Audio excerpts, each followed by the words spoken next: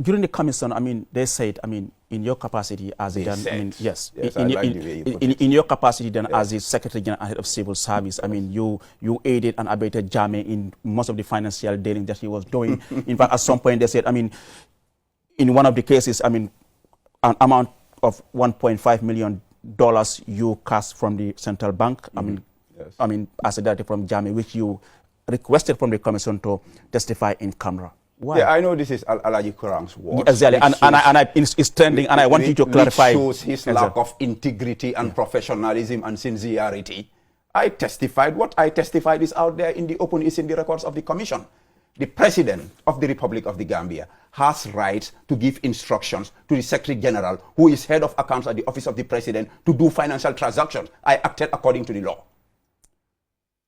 And those monies were given to Jammeh. Why didn't they bring Jammeh to come and account for that or go after him? They are not interested in that. They were just interested in staining me. Now Allah has washed me clean. I am the hero in this whole saga.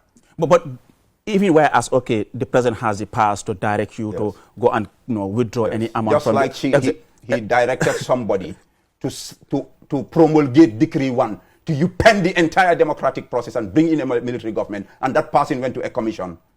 And they could not even hold her accountable. She said, we all knew what was happening here. It was a dictate, and they gave her a pass. No adverse findings was actually made against that person. It is that injustice, that corruption of those people who are now accusing government of corruption that led us to this problem. But isn't that just an excuse, SAPS, to justify some of the wrongdoings? I mean, even whereas, okay, you said the president gave you the directives, people will say, okay, but you could have no, it is wrong, and you say, I am giving you an example. Exactly. Yeah.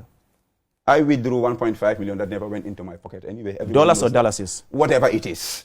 It never went into my pocket. Everybody who knows Momodou Sabally knows that I didn't take a butut from the public treasury. That's 1.5. Now, somebody signed a decree to pen our democracy from 1965 to 1994. When she appeared before the TRRC, she was even being aggressive towards the lead commissioner. We all knew what was happening here. He had guns. It was a dictatorship. And that single decree led to all the mess that we are in here. You're talking of now billions. That person is given a clean slate.